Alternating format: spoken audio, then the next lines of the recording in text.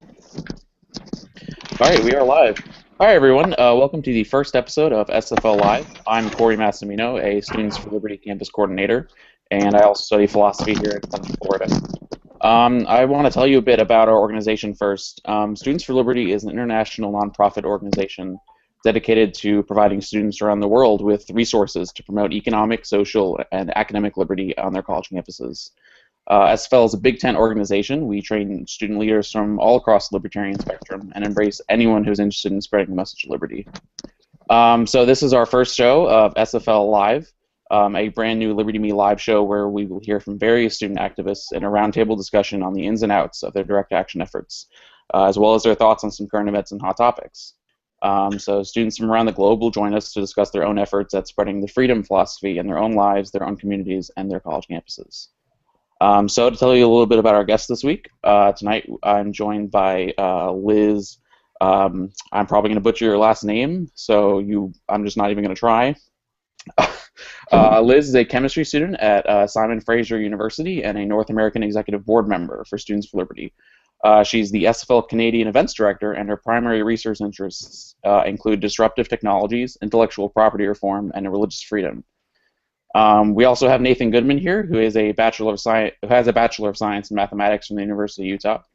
He'll be working as a fellow this summer, where at the Fully Informed Jury Association. He'll tell us more about that later. He will be doing research for the Jury Health Index Project. He's also the Lysander Spooner Research Scholar in Abolitionist Studies at the Center for Stateless Society. That's a mouthful. He's also a blog team member and a former campus coordinator for SFL. We also have Taylor Savala, who is a senior at Texas State University, where they study political science. Along with being a member of the Texas Students for Liberty Executive Board, Taylor works for the university's radio station, where they yearn to master public speaking. They enjoy Rothbard and usually label themselves a classical liberal. Taylor's often laughing at the term independent and can be found practicing their Alex Jones impression. Lastly, we have Dustin Brennan, who is a Georgist anarchist studying computer science and political science at Texas State University. He's commonly referred to as the last living Georgist, at least in our circles, but lovingly, I promise. He's also on the Students for Liberty Texas Executive Board as the programs manager. His research interests include proprietary and contractual communities, geo-libertarianism, and crypto-anarchism. And he's recently been focusing on introducing Georgist ideas into the greater libertarian movement. So that's our guests. And before we jump into the conversation, I just want to note that the views expressed here are solely the views of the students here. They're not the entire organization as a whole. SFL is committed to facilitating a broad dialogue for liberty representing a variety of opinions. So keep that in mind. And I guess we can just jump into what we want to talk about. I think, y'all, the first thing I want to talk about was, I guess it's kind of predictable, but the whole Rand Paul thing and the Freedom Act. I guess I wanted to hear from y'all about if you think the Freedom Act is an improvement or if it's even worse at this point. The original bill was pretty well widely supported by a couple libertarian-ish or libertarian-leaning members of Congress and libertarian organizations, but it's been kind of watered down after a few attempts. So do you all think it's still worth passing, or would you, like, if you were a member of Congress, would you vote against it or something? Taylor, do you want to maybe say something if you think the Freedom Act? Sure. I find the word improvement really not capable of actually meaning what is happening with this whole extension of the Freedom Act, right? Like, to some people that may be an improvement. To me, I don't consider it an improvement, but I also look at the glass half empty. I think it's really interesting for Rand Paul and his numbers when it comes to his presidential bid. I think that it's probably going to show people that libertarianism works, even though he's not really a libertarian. But that's just how I feel. All right, interesting. Nathan, do you want to tell us what you think? Do you agree with Taylor? So I think that the gradual erosion and watering down of the USA Freedom Act really indicates one of the common pitfalls of legislative reform.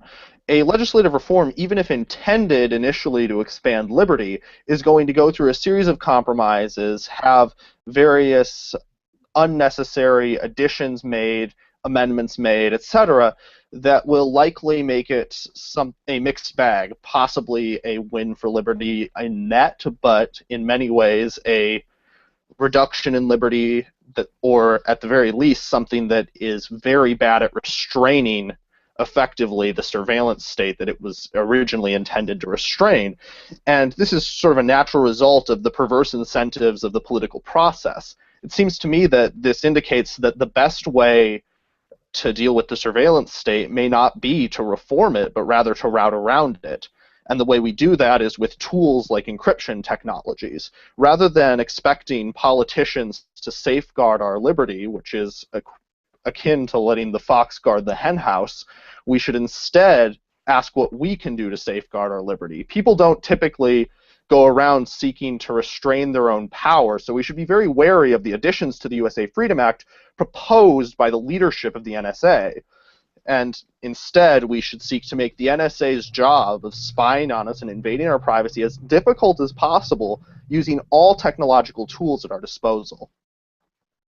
Wow, that was a lot to take in at once. That makes sense to me. I agree. I think there's probably more hope in, I guess, more direct action, steps that we can take in our own personal lives to definitely keep us safe from spying rather than trying to aim at political reform. Dustin, do you have any opinions on the Freedom Act, if it's an improvement or not? Yeah, I actually want to add a little bit more depth to this conversation.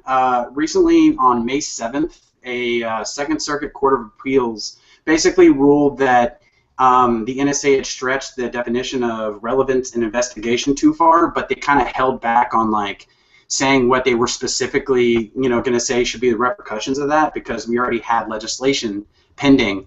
I think that timing is everything, and considering that this ruling just happened, it needs to go a lot further. Most libertarians would absolutely agree that, is it a step in the right direction? Yes, but is it enough? No. But given that this court ruling just happened, I think that with that paired, with a more in-depth conversation about all this, I mean, we can I think we can get enough interest in people to, kind of, call people and get people talking about it to, maybe, go a little bit further.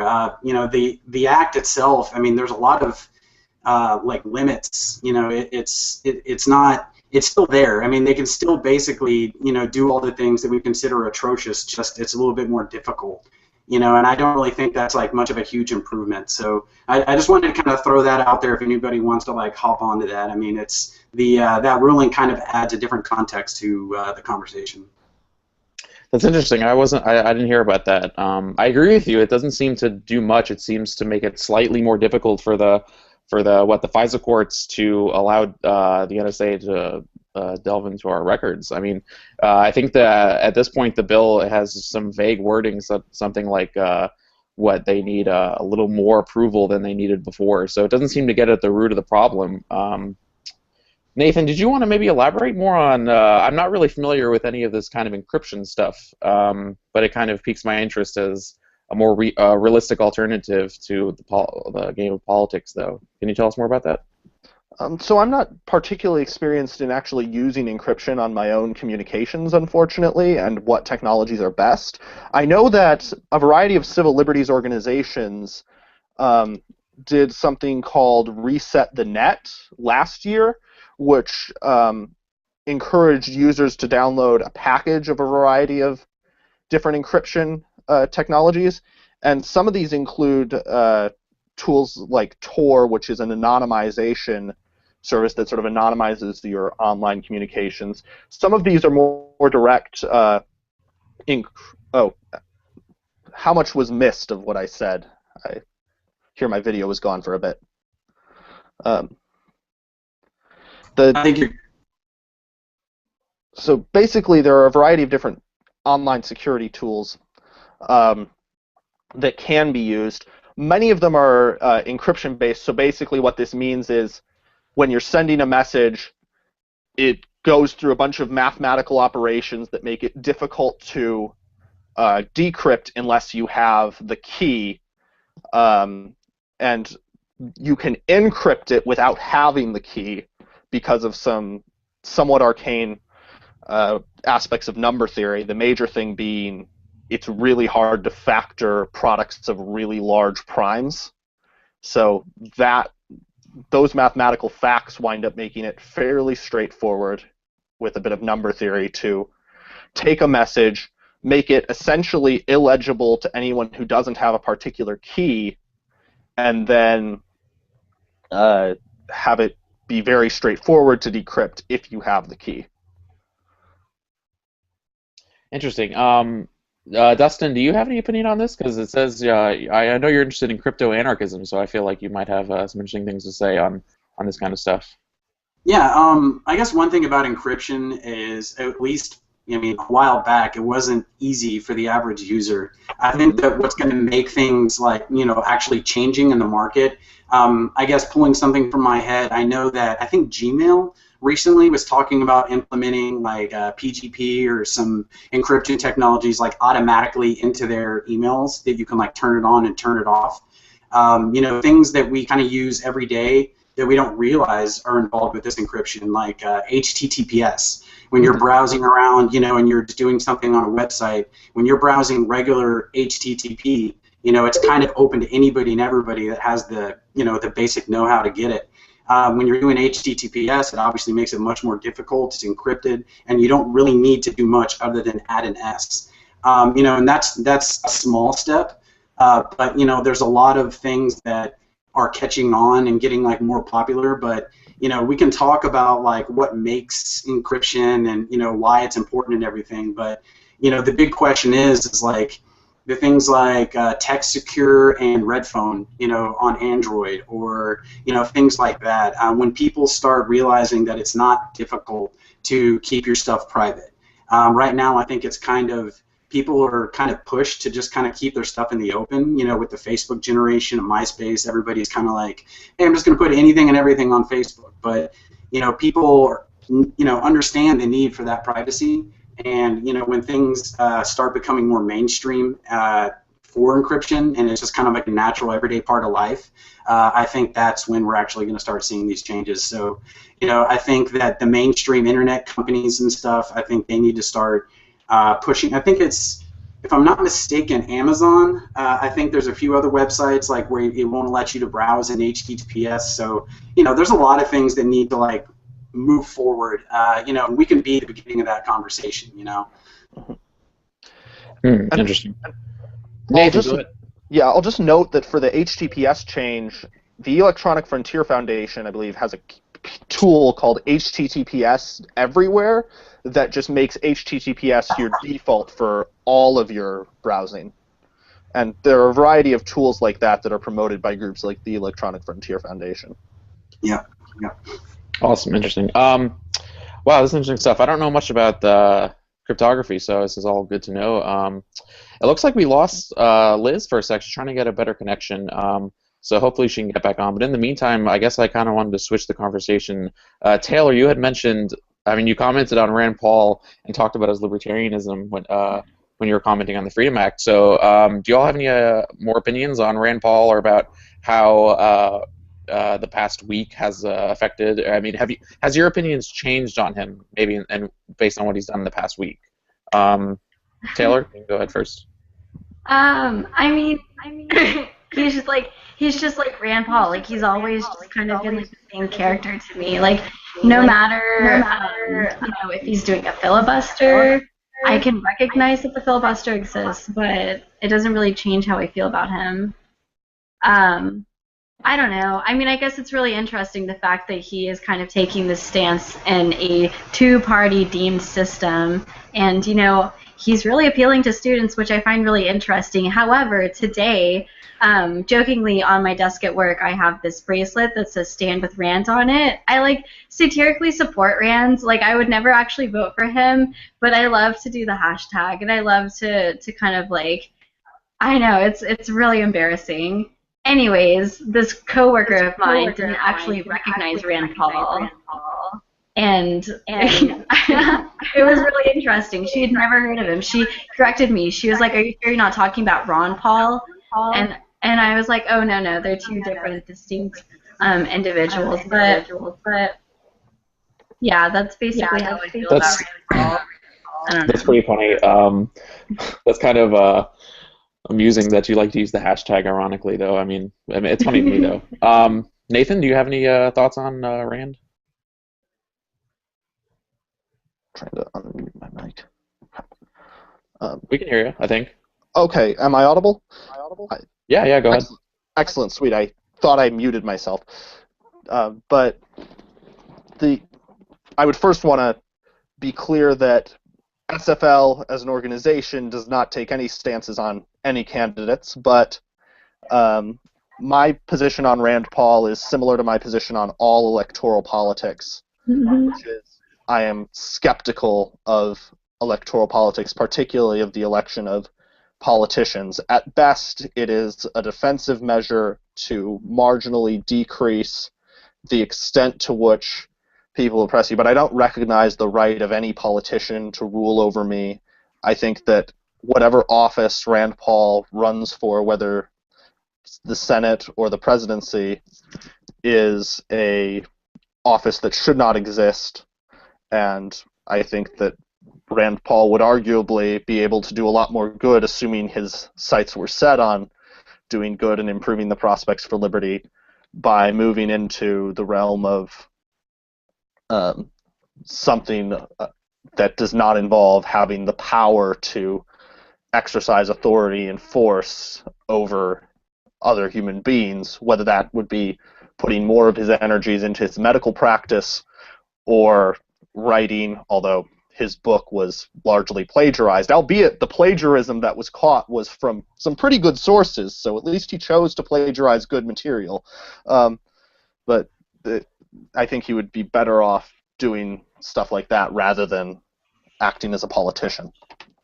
Interesting. I don't know. I think I slightly disagree. I'm not really into electoral politics, but I mean, okay. So, for example, last year, or I think it was last year, when he did the filibuster for like 24 hours, it got so much attention and so much, like social media attention on Twitter and Facebook and everything. And to me, it seems like while maybe certain bills are simply reformist measures and don't really do much, like he got people talking. I mean, in that filibuster, he literally quoted Lysander Spooner. I mean, it's not every day we see that Lysander Spooner quoted in front of Congress or on C-SPAN. So I think there might be something said for like, at least he's like getting the dialogue going. I don't know. Again, I'm not confident that he'd be a particularly great president or something. If that even exists, probably doesn't. But I mean, do you not think that there's any value in him maybe getting the dialogue going and his little stunts on the Hill? I think electoral politics as a pedagogical device is probably the best function it can serve. I think that both Rand Paul and his father, Ron Paul, served a pretty useful educational role. Ron Paul got lots of people talking about blowback. Ron Paul got lots of people talking about monetary policy in a way, the history and economics of people like Murray Rothbard. Right. And similarly, Rand Paul, as you said, quoted Lysander Spooner and got a lot of people talking about drone strikes, and now a lot of people talking about the Patriot Act. And I think that's a good thing. And I think he's serving an educational role that potentially moves the median voter towards our position and gets more people aware of some really important ideas. So I think in that respect, the educational role that politicians can serve is desirable. Interesting. Okay. Liz, you're back. Do you want to tell us your thoughts on the whole? We've been discussing the Freedom Act and Rand, and do you think there's hope in electoral politics and Rand specifically, or what are your thoughts on that, Liz? I think you're muted, by the way. All right. No, I can hear you now. Cool. Yeah, I'm generally pretty apathetic about reform through politics. I mean, I think that politics is a platform, I guess. Like, it's a tool to be able to spread your message. But in terms of making meaningful change, I'm generally skeptical. Okay. Yeah, I mean, I agree. It seems like there's a trend. Dustin, do you differ from the rest of the guests on the use of electoral politics? Do you see some hope there, or what? I mean, starting with Rand Paul, I don't like throwing the baby out with the bathwater.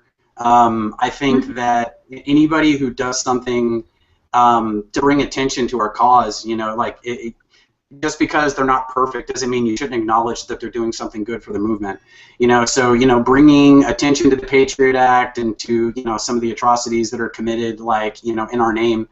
I think that it's awesome, and you got to give people credit for that. As far as actually, like, I don't know, talking about the actual system of electoral politics and everything, I don't like to say I don't vote, but I rarely vote, I think is the best way for me to put it. There's got to be something really, really serious, or somebody that has really made me think that my vote is worth it, and that very rarely happens. So I'm just I put a lot of thought. If I do go to the ballot, if at all, I have not voted before, and I have voted for one person, and I've gone just to vote on a referendum.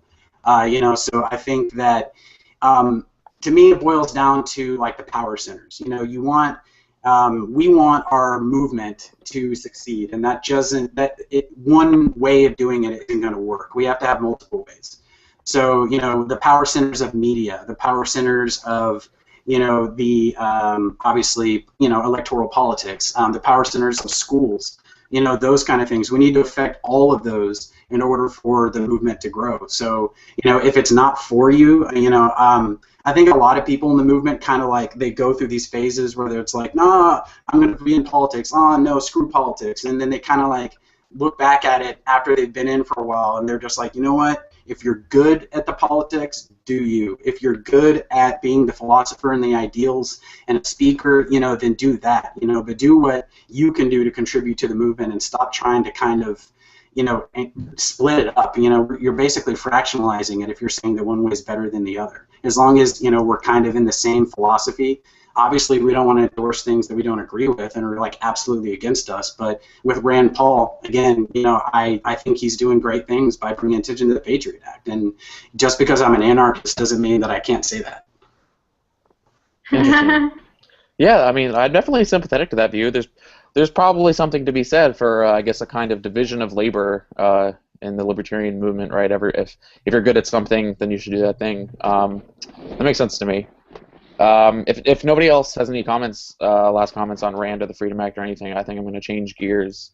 There was no last comments on Rand. Okay, I'm not surprised. Let's talk about this new law that Kansas has passed. I'm not sure how many of you all have heard of it, but I will give a brief rundown of it, and I will also link the article in the Liberty Me chat so all of our viewers can take a look at it. So let me just read a bit.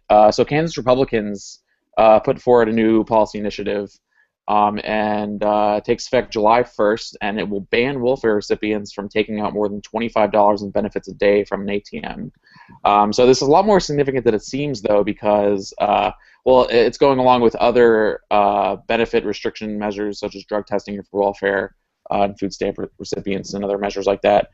But also what this is doing is by limiting their how much they can take out at the ATM per day, they have to have more transactions with the ATM. So they can't take out at $50 at a time. They have to take out $25 at a time. And so the more transactions with ATM, the more fees that they're charged, because as we all know, the banks charge those fees when you ever take out the ATM. So what this is doing, it's basically just transferring money that was being redistributed to the welfare recipients to big banks. At least it seems like that from what I can tell.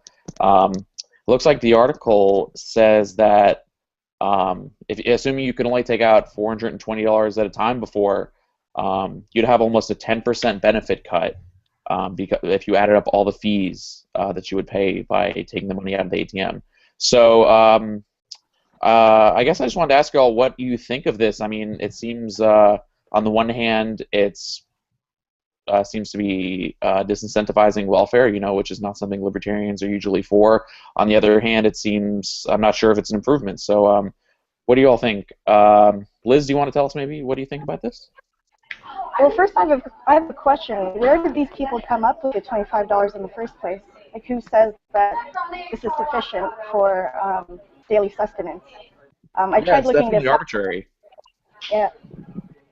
That's a good point. I mean, it is odd. Also, the article mentions that most ATMs in Kansas apparently don't stock $5 bills, so it effectively limits withdrawals to $20. It's even less than the actually legislated amount. So I agree. It's kind of bizarre. Like, it seems like an arbitrary place to stop. Taylor, what do you think of this? That's just like, what the hell, man? Okay, like, first of all, when it comes down to welfare legislation, I just like really want to try and understand the approach that these like legislators take, right, when it comes to writing legislation that they think is worth writing. Because writing legislation is a really tedious task. I mean, like, I did student government in like college. It like really doesn't compare at all. But like, even writing student government legislation was just like really stupid and like ridiculous. And I just don't understand the approach and how 25 was chosen. You know, little tidbits like that make this piece of legislation what it is, and why it has to exist, why these individuals feel the need to use 25 as the number, why individuals feel the need to write legislation about welfare like this, whether you be a Democrat or a Republican or an independent. I don't know what other categories I'm missing there. But am I wrong to want to understand why first before evaluating the whole welfare arguments? No, you're not wrong. I agree.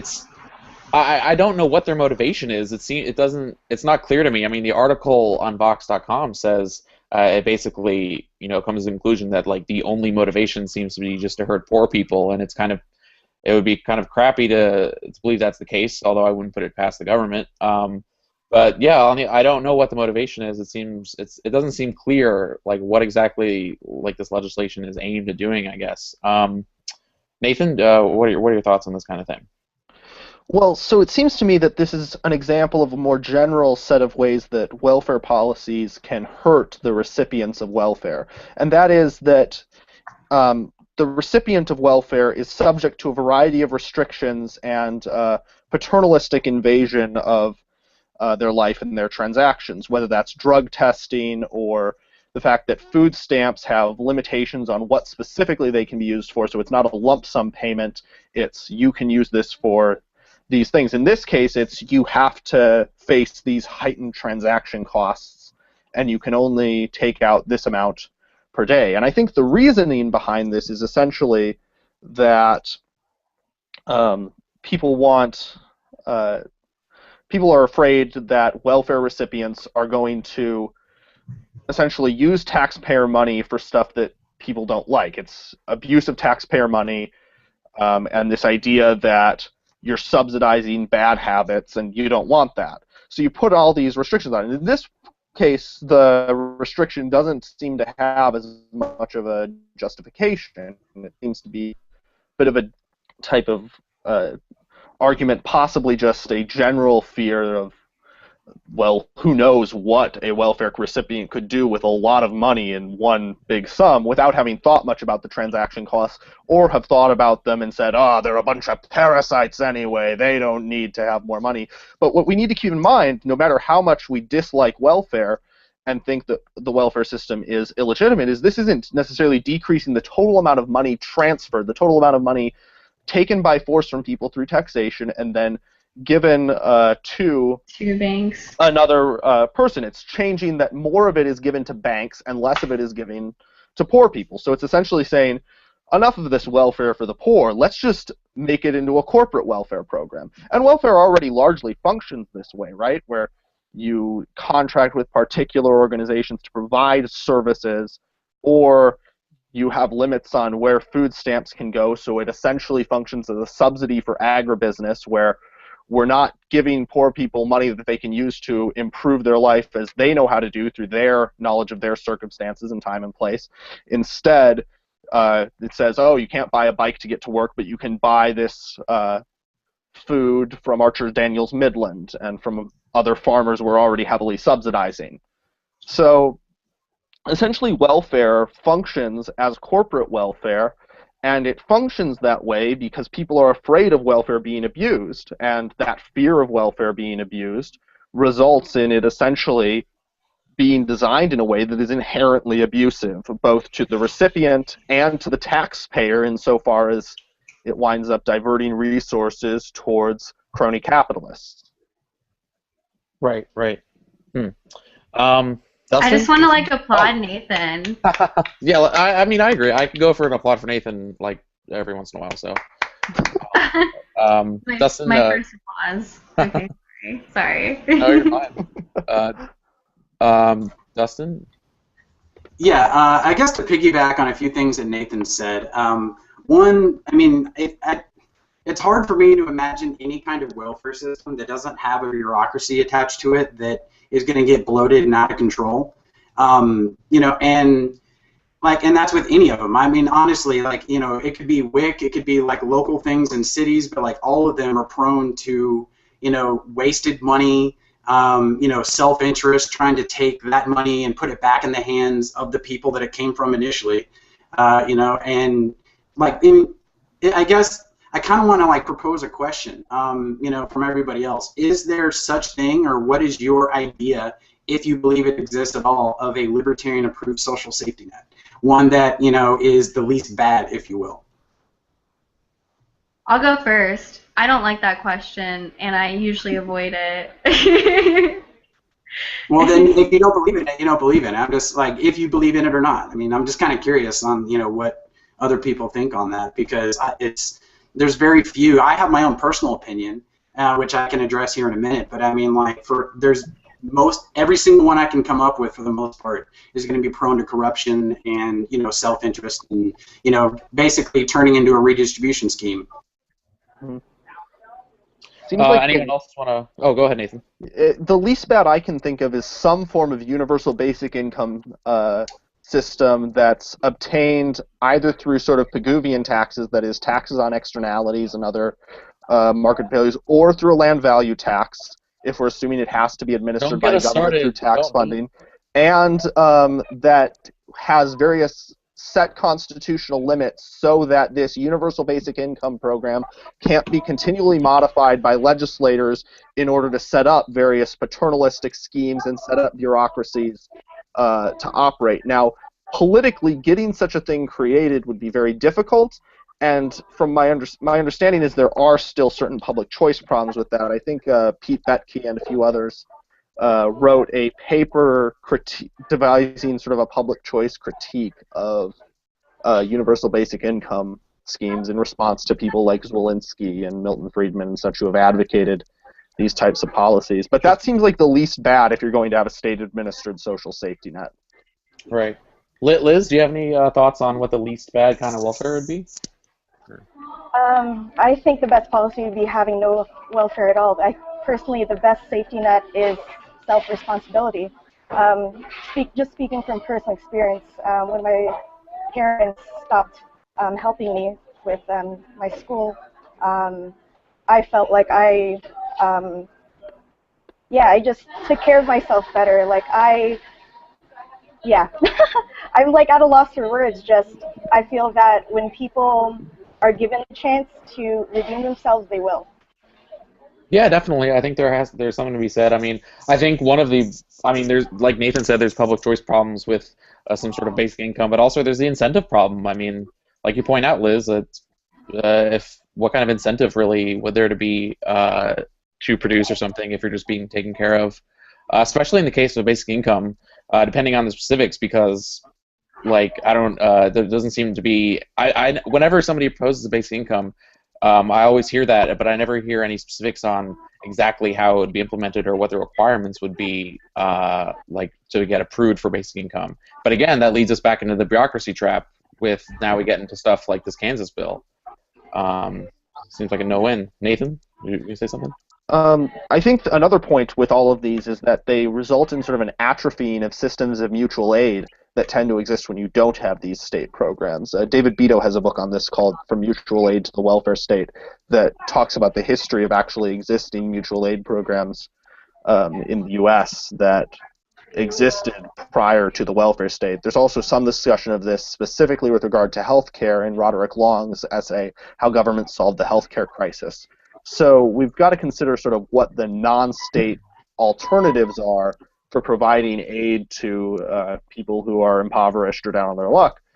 And they exist. And even if you've got something like a universal basic income, that's going to mean higher taxation or some sort of diversion of resources that is going to crowd out the creation of these alternatives, which might be better, and we might expect to be better given what we know about how governments function versus how voluntary associations function.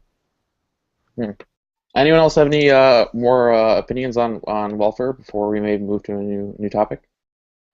I can touch on a few things real quick. You're talking about specifics. The Georgist kind of implementation of a of universal basic income is called a citizen's dividend, and the basic idea behind it is that when you take things like Pigouvian taxes or land value tax or things like that, you're saying that obviously we've thrown out that it's like the least bad tax, but basically the amount of money collected, it either goes towards public goods or goes back to everybody. And so that's it's kind of like the definitions in the name, citizens' dividend.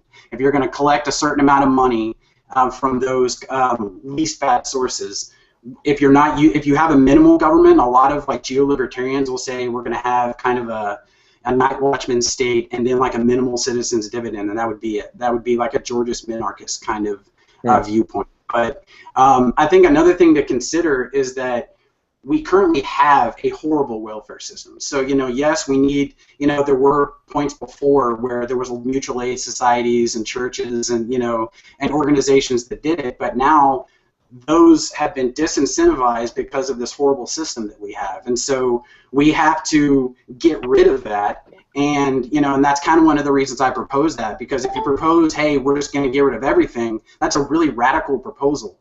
And so kind of, having a point A to point B of getting it closer to and eventually eliminating the social safety net welfare system, that's, kind of why I brought that question up, because we have it, so it's, either get rid of it now or transition to something much more efficient.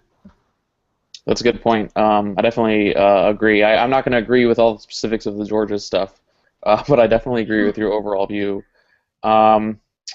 Anyone else have any last comments on welfare before we move on? All right. I think we're all in somewhat close agreement on that issue. So this news story I wanted to discuss, it's quite disturbing. I will link it in the chat for the viewers. There you go. So apparently, according to CNN, 2 women are suing a corrections officer at Rikers Island in the city of New York, claiming that they were raped repeatedly by the officer with the complacency and consent of the city. I don't want to go into the details of this article. It's really horrible, and people can read it if they want. I will just briefly note, towards the end there, it says that a New York City Department of Investigation report found that more than a third of correction officers at Rikers were hired despite glaring past demerits, quote, including multiple prior arrests and convictions, prior associations with gang members, or relationships with inmates. That kind of just really struck me, that kind of just horrible statistic about the hiring practices there. And also here, 2012 Department of Justice survey among the 12 high-rate facilities nationally, it was looking into cases of sexual misconduct against inmates by staff. And according to the survey, which was cited in the suit we're talking about, 5.9% of inmates at the center said that they were sexually victimized by facility staff. So that it's just a jaw-dropping number to me. It's like, could you imagine if Apple was sexually abusing 6% of its customers? I mean, what would be the response to that? So, I mean, does anyone have any specific thoughts on this, on how this relates to certain libertarian views on the justice system, on prisons? There's also some interesting notions here about what role, if any, rape culture might play in the justice system. Taylor, do you have any thoughts on this thing? Well, first, I think instances like this are just reinforcing the truth that this justice system that we have set up, this like faith that we're supposed to have in police officers and correction officers, is just completely misplaced. And I mean, that's just like where I would start, honestly. It's just a very horrific thing to happen, right? But like the worst part of it all is that things like this happen, and they have been happening, and there's just like all of this just like gap of, can I curse on this? I don't know. Yeah, I'm go not. ahead. Well, it's just this gap of bullshit. This gap of bullshit that nobody is attending to. You know? Yeah, I agree. It seems like, I mean, like the article said, I mean, how does that kind of hiring practice go about and like not addressed? I mean, it's obviously with the government, it's so hard to keep it accountable, but that's just absurd. Exactly. And, you know, the worst part is that this is not going to be the last time we hear something like this, by far. And it's just mind-blowing that, you know, right now in 2015, people outside of the Libertarian Party are actually starting to question the foundation that the federal government exists on. And it's instances like this that are making people say, oh, well, wow, that's, you know, I don't think that is just a one-time thing happening in that certain city. I think that this is a pattern. And it's just like, yeah, you know what? I think this is a pattern too. But I don't know. It's just very disturbing. Yeah, absolutely. I mean, I hope you're right that it's leading for people outside of the libertarian bubble to kind of question the moral foundations of the federal government. I don't know if that's the case. I mean, I live in the bubble so enclosed. I don't know. To me, like the notion of you know, like supporting the cops or the justice system is kind of bizarre to me. But then again, I live in the bubble. So, but you're right. It's not a one-time thing. I mean, the article itself. Just to quote it again, the plaintiffs represented by the Legal Aid Society, they're seeking damages from Santiago, the person accused of the abuse, as well as an overhaul of Department of Corrections policy in order to break what they call a, quote, culture of systematic rape. And yeah, 6% of inmates at the center said they were sexually victimized by facility staff, and it's like, I don't see it changing anytime soon, unfortunately. Anybody else? Dustin, do you have any thoughts on what exactly this says, or what we can do about this stuff? Yeah, when I was reading this, I actually started thinking about my military service, because it was an interesting time to be a part of, like, you know, when all these wars were going on, because you saw, and I hate to say it, like the quality of soldiers went horribly down, and like they started offering big bonuses. They started saying, hey, you know, we can give you 2 or 3 waivers, you know, for, you know, these felonies that you have. We can, you know, they basically just started getting the quality down, you know, and going for more quantity. They wanted like just more people, bodies to send over there. And I think that if you look at the way that our current kind of justice system is, it's like people are being punished for, you know, the drug war is a perfect example, for things that they shouldn't be punished for. You know, like self-harm is morally neutral, in my opinion. You know, like you can't say that the government has a right to, you know, get involved in those things. And, you know, when people are behind bars for that, and you have this, you know, things that people on both sides of the aisle disagree with and don't think people should be in there for, but they are, and they cost money to maintain these people and guard them, and so we spend our money on it, and it's, you know, and then they need these people. And then you start making compromises. You know, if we had a lot less jails, then there would be much better quality people running those jails, and, you know, it would just be a much better system. So I think that, you know, that kind of has to be taken in consideration. That was the parallel that I drew. It was like when I saw the, you know, the quality of, you know, the average soldier going down. When you have a big bloated, you know, justice system and a criminal justice system where, you know, people are, don't we have like the most amount of people of our citizens behind bars or something like that in the world? Like, that's a crazy statistic. That's horrible, you know. And you know, again, that costs money, and it requires people. You know, and that's where, you know, a lot of this comes from. I think that, you know, it's a side effect of a greater issue, you know, of just a horribly managed and, you know, justice system that we have. Liz, do you want to comment on any of this or? Can you hear me now? Yep. Yeah, you're good. Okay, perfect. Well, just the very idea of incarceration just infuriates me. I would much rather see a push more towards rehabilitation, and that would kind of, mitigate these kinds of situations. It would definitely reduce the amount of prisons that are running currently today. I was muted there. I just was agreeing with you. I think it's an interesting point. I'm not that familiar with the proposals for more a justice system geared more towards rehabilitation, but I mean anything seems better than this, right? Yeah. So Nathan, I'm sure you have a ton to say on this. Yeah, Go so ahead. this isn't the first time we've heard about systematic rape at a prison, and it's unfortunately probably will not be the last. Prior examples include the Willacy Detention Center, an immigration detention center in Texas that Frontline did an extensive report on massive cover-ups of rape at, and more recently the Justice Department reported on horrific conditions and massive amounts of sexual violence at Tutwiler Prison for Women in Alabama. So this is just another example of what has been a horrifying trend.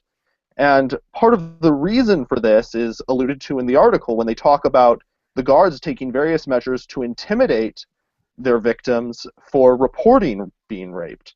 So one example was the guards let the prisoners into these women's cells and called them snitches in order to try and provoke violence by inmates against these women for reporting that they were raped. The simple truth about prisons is that they feature full spectrum domination of the inmates' lives by prison guards. And insofar as there are areas of the inmates' lives that are not dominated by the guards, they are surrounded by an inmate culture that, for obvious reasons, wants to avoid interactions with the guards and thus heavily stigmatizes snitching. And they are governed, and so this essentially means that there's not a clear way to report abuse by guards or by fellow inmates. That means that there's essentially no governance system that is going to provide a decent response to sexual violence. So the basic problem here is inherent to the prison. It's inherent to having human beings with full spectrum control over other human beings. And it seems to me that it may well be that the only way to resolve this problem is something that will effectively be prison abolition. Right now, there's no way to voice your concerns within the prison, and there's obviously no way to exit. That's core to the definition. There'd be no way to exit the prison.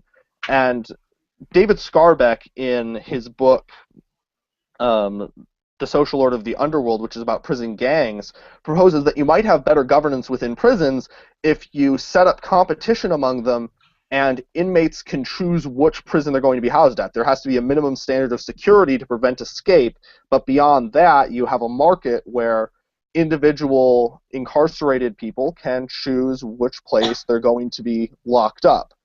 And this right of exit would allow a way to escape these abusers and would provide incentives to actually treat people decently. Right now, no such incentives exist. There's the Prison Rape Elimination Act, which was passed in 2003, but prison rape has remained rampant years since then, and with no end in sight, because the problem is fundamentally structural. Wow, that's bad news, Nathan. You're kind of making me sad about this whole situation. So let's move on. Unless anybody has anything else to say about this issue. I think we're all in pretty much agreement. I mean, obviously about the horribleness of it, but I hope at least Taylor's right. It gets people talking about this kind of stuff. It definitely needs to be discussed more. I mean, a lot of libertarians kind of take for granted the certain functions of the government, but we need to figure out how to make those certain functions accountable as well. And obviously, Nathan points out that prisons are not doing that, and that they probably can't just inherently. All right, so let's move on. So the last news story I just wanted to briefly talk about. Um, so I thought this was kind of amusing. The House apparently just passed a bill about space mining.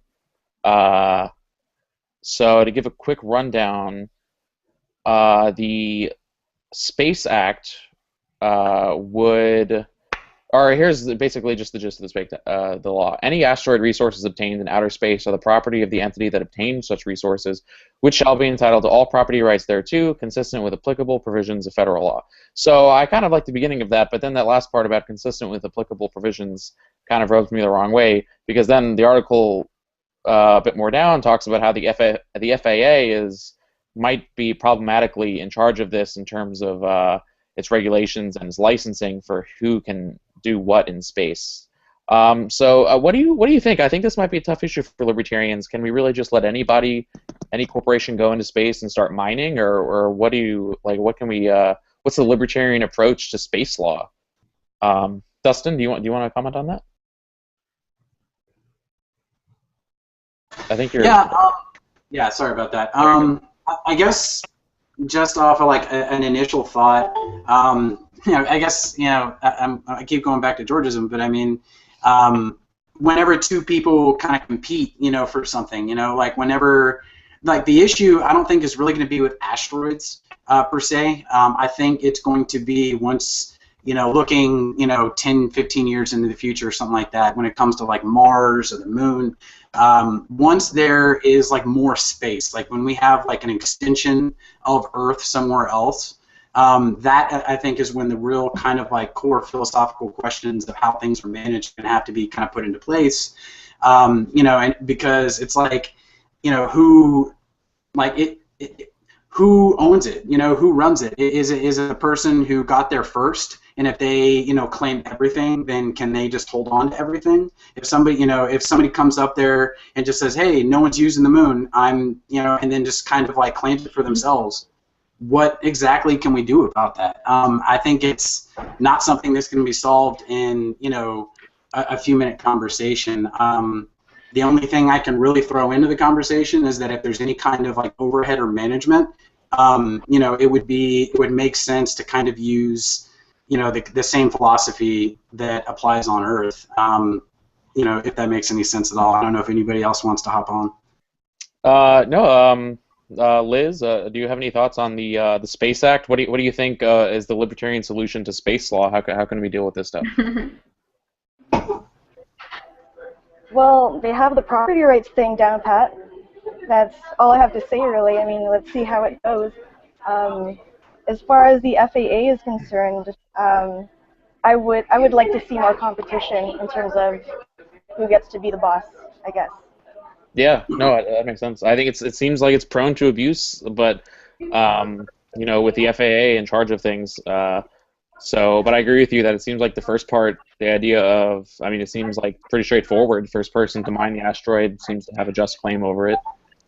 Nathan, what do you think of this?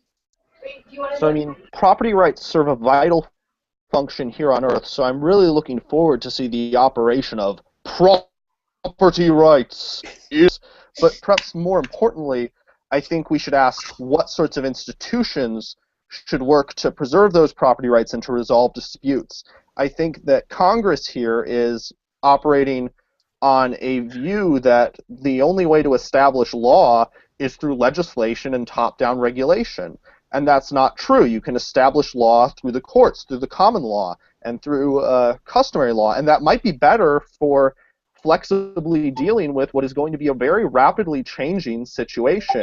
Courts are able to set evolving precedent that builds upon the facts of the case, whereas the FAA is going to pass regulations that are going to be very influenced by entrenched interests, and so that opens up lots of room for cronyism, and legislators are going to pass laws that aren't going to be able to accommodate the changing conditions on the ground or in space, as it were, and are distorted by very perverse political incentives. So I think that we should be asking what types of legal institutions are suited for this, and we should be considering options other than just relying on legislation and regulatory agencies. Taylor, do you have any comments?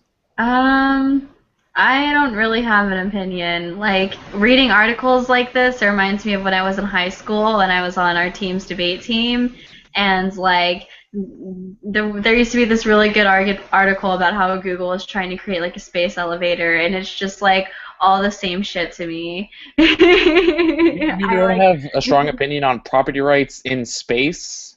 It sounds so fascinating to me. Okay. I mean, when you see, I'm just like, it's a property rights issue, and then whenever I'm like reading about resource extraction in space, I just like start laughing because all I think about is like how obnoxious I was in high school, because this is like the kind of evidence that you would want to just like bash like arguments.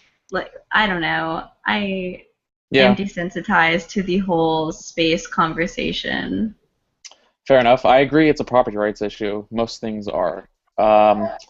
So I guess I think that wraps up pretty much the news stories I kind of wanted to get your all's thoughts on. So for the last part, obviously as activists, we're all engaged in activism in our daily lives and direct action on either college campuses or in our communities. So I wanted to ask you all what you're doing recently, what kind of projects you're working on, what kind of activism you're engaging in. Nathan, do you want to tell us a little bit about what you're up to? Yeah, so this summer I'll be working for the Fully Informed Jury Association, which is an organization that works to promote awareness of a juror's right to exercise their conscience and judge the justice of a law while giving a verdict, rather than simply evaluating whether someone has factually violated a sort of legislative edict. In other words, the right to jury nullification. In particular, I'm going to be working on what's called the Jury Health Index, which compares access to the right to trial by jury as it varies across the 50 states, D.C., and the federal government. So you might think, oh, well, I have the same right to trial by jury everywhere. Well, not quite. In Louisiana and Oregon, for instance, you don't always need a unanimous verdict in order to convict a criminal defendant. They allow non-unanimous rulings by juries. And in Louisiana, they passed this actually for explicitly racist reasons while they were passing other Jim Crow requirements and literacy tests for voting and these sorts of abhorrent laws. Actually, those who were profiting off of the convict lease system, that is, off of prison labor, were instrumental in pushing this. The idea was that they did not want a black juror to be able to hang a jury or to get an acquittal or to nullify. And so what they did was they prevented that from being a possibility by allowing for that juror's vote to not be sufficient to prevent a conviction, for a non-unanimous conviction to occur. So there are similar issues. There are other issues like juvenile defendants often don't have a right to trial by jury. In many states, they don't. So we'll just be ranking states in a project similar to sort of the Mercatus Center's Freedom in the 50 States project, or other sorts of state rankings that are done by scholarly organizations in order to evaluate sort of how are the states doing on access to the right to trial by jury, and where can they improve so that the jury can pose a real check by the citizens on the pernicious process of mass incarceration and prosecutorial overzealousness and misconduct and overcriminalization. That's really interesting. I don't know a lot about jury stuff, but that sounds like really fascinating, relevant stuff, actually. I guess I kind of always assumed that, yeah, you have a right to jury trial everywhere. So that sounds like fun stuff. I hope you succeed and have a good time working for, what was the organization called again? The Fully Informed Jury Association, or FIJA. Also, if you want a good place to start on jury issues, I highly recommend Lysander Spooner's essay on trial by jury. All right. Well, you heard it from the Lysander Spooner fellow at C4SS himself. Taylor, do you want to tell us a little bit about Texas Students for Liberty? Yeah, absolutely. Awesome. So, Texas Students for Liberty is kind of a Students for Liberty experiment. That's how I think of it in my head. But basically, there is now an executive board of directors for Texas. It breaks down between conference directors and then just individuals for regions. But of course, it's an incredible experience. I actually just went to the North American Executive Board retreat last weekend, and it was just really intriguing seeing the way that Texas is going to function along with the other regions that exist, and especially when it comes down to North America and then to Latin American speaking countries. I know we're really trying to work with a lot of our Spanish students in Texas right now that are in the valley or closer to the border. So that's something that is definitely going to be big on my plate is Estudiantes por la Libertad de Tejas, which is going to be reaching out to these specific students. Other than that, you know, these conferences that we're going to have are going to be incredible. We're going to be having 4 in Lubbock, Austin, Dallas, and Houston. And if you've never been to either of those cities, it's like probably going to be really great at every single one of them, just coming down to the kinds of individuals that we're going to get across from the entire state. I mean, I could go on forever, honestly, but all I know is that you should definitely pay attention to Texas, because if it is a super successful experiment, then it's just going to be really great. And then if it all falls and like burns and stuff, which I don't think that that's going to happen at all, but if it does, then you can say that you were there. Yeah. That's awesome. Dustin, did you want to? I know you're another Texas SFLer. Yeah, I guess just to kind of cap what Taylor was saying. Actually, tomorrow I'm going to be leaving and going up to Fort Worth for our the leadership retreat for our board. I think what is going to be important for us is to kind of define our boundaries. This really hasn't been done before. I guess the kind of specifics on how far things go and what we're going to accomplish and what our goals are pretty much going to be laid out and kind of solidified in the next like 4 to 5 days. So I'm really looking forward to it. I have high expectations. I think you should keep Texas just keep an eye out for us, because maybe we have delusions of grandeur. I know we're not perfect and there is human error, but I mean, I think we are going to do amazing things personally. So I'm really looking forward to it. Awesome. Where can people go to learn more about Texas? Actually, I can post a link to the Texas SFL Facebook page. I think there were some talks about websites. That's not really solidified yet, but definitely on Facebook. Just monitor our Texas SFL Facebook page for now, and any more information will come out through the official channels on there. Awesome. All right. Thanks very much. So, Liz, tell us a little bit about your activism. Yeah, so aside from my work with SFL, I'm actually working pretty closely with Liberia.me. Right now I'm actually in a Starbucks in Seattle, which is why my internet's pretty spotty. I'm attending a bunch of conferences and seminars over the summer. So I'm from Canada, in case you guys don't know. I'll be away from now until pretty much the end of August. I'm just going to highlight the great work that all the libertarian organizations have been doing for the students in the movement, and also sharing my experiences in terms of what I'm learning and who I'm meeting at these events. And I'm blogging every few days, so you can follow me at blog@liberty.me. Awesome. All right. So we can find your stuff there. If anybody wants to find Nathan's stuff as well, go to c4ss.org. He is a senior fellow there and writes all the time, as well as the SFL blog. You'll find some of his stuff. So it seems that we are about out of time. We're just over an hour now, so I think we're going to wrap it up. I want to thank all the viewers and all our guests, Taylor, Nathan, Liz, and Dustin. I really appreciate you all coming on and telling us your thoughts and keeping us up to date on your activism efforts. Yeah, thanks everyone for tuning in for the first episode of SFL Live. We should be back 2 weeks from now. We're going to aim for 2 shows monthly, but you'll definitely hear from us in the meantime and get more details if you want to see the next episode and hear from all your favorite SFLers.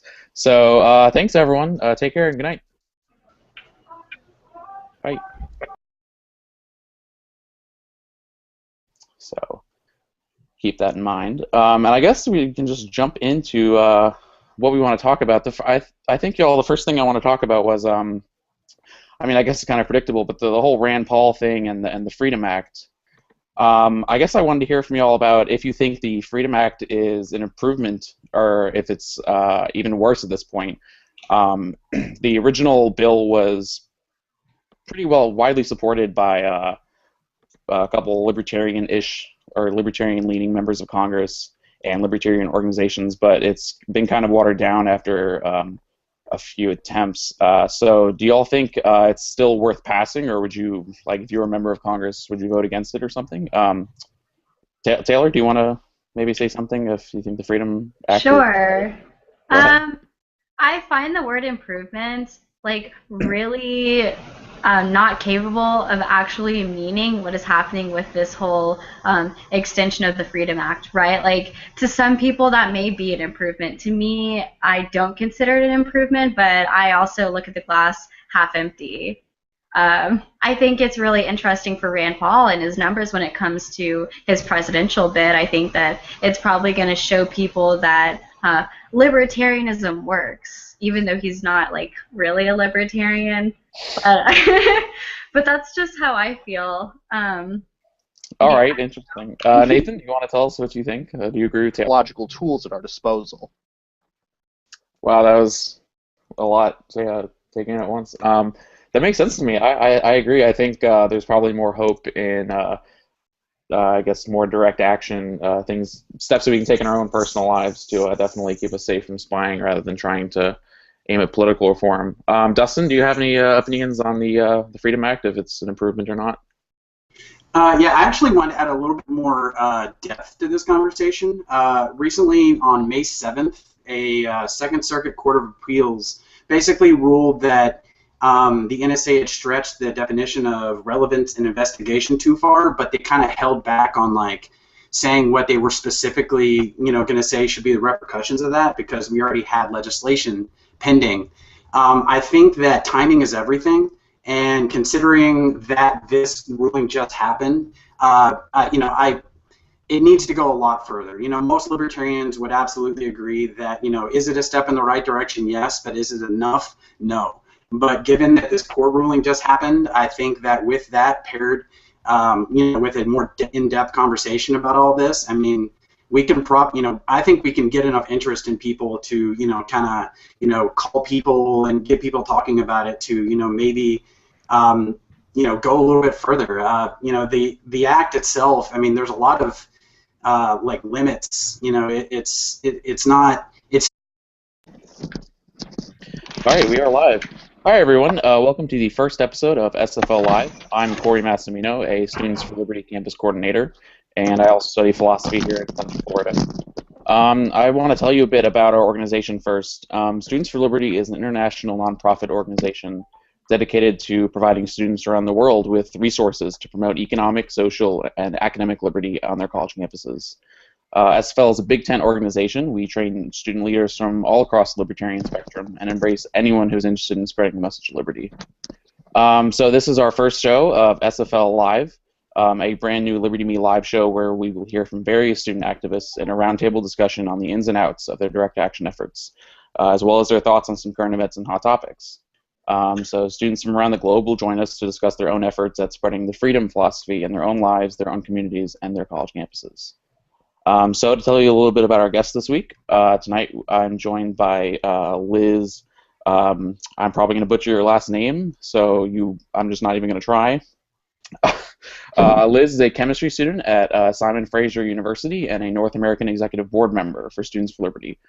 She's the SFL Canadian Events Director, and her primary research interests include disruptive technologies, intellectual property reform, and religious freedom. We also have Nathan Goodman here, who has a Bachelor of Science in Mathematics from the University of Utah. He'll be working as a fellow this summer. Whaler? So I think that the gradual erosion and watering down of the USA Freedom Act really indicates one of the common pitfalls of legislative reform. A legislative reform, even if intended initially to expand liberty, is going to go through a series of compromises, have various unnecessary additions made, amendments made, etc., that will likely make it a mixed bag, possibly a win for liberty in net, but in many ways a reduction in liberty, or at the very least something that is very bad at restraining effectively the surveillance state that it was originally intended to restrain. And this is sort of a natural result of the perverse incentives of the political process. It seems to me that this indicates that the best way to deal with the surveillance state may not be to reform it, but rather to route around it. And the way we do that is with tools like encryption technologies. Rather than expecting politicians to safeguard our liberty, which is akin to letting the fox guard the hen house, we should instead ask what we can do to safeguard our liberty. People don't typically go around seeking to restrain their own power, so we should be very wary of the additions to the USA Freedom Act proposed by the leadership of the NSA. And instead, we should seek to make the NSA's job of spying on us and invading our privacy as difficult as possible using all technology. At the Fully Informed Jury Association. He'll tell us more about that later. He will be doing research for the Jury Health Index Project. He's also the Lysander Spooner Research Scholar in Abolitionist Studies at the Center for Stateless Society. That's a mouthful. He's also a blog team member and a former campus coordinator for SFL. We also have Taylor Savala, who is a senior at Texas State University, where they study political science. Along with being a member of the Texas Students for Liberty Executive Board, Taylor works for the university's radio station, where they yearn to master public speaking. They enjoy Rothbard and usually label themselves a classical liberal. Taylor's often laughing at the term independent and can be found practicing their Alex Jones impression. Lastly, we have Dustin Brennan, who is a Georgist anarchist studying computer science and political science at Texas State University. He's commonly referred to as the last living Georgist, at least in our circles, but lovingly, I promise. He's also on the Students for Liberty Texas Executive Board as the programs manager. His research interests include proprietary and contractual communities, geo-libertarianism, and crypto-anarchism. And he's recently been focusing on introducing Georgist ideas into the greater libertarian movement. So that's our guests. And before we jump into the conversation, I just want to note that the views expressed here are solely the views of the students here. They're not the entire organization as a whole. SFL is committed to facilitating a broad dialogue for liberty representing a variety of opinions.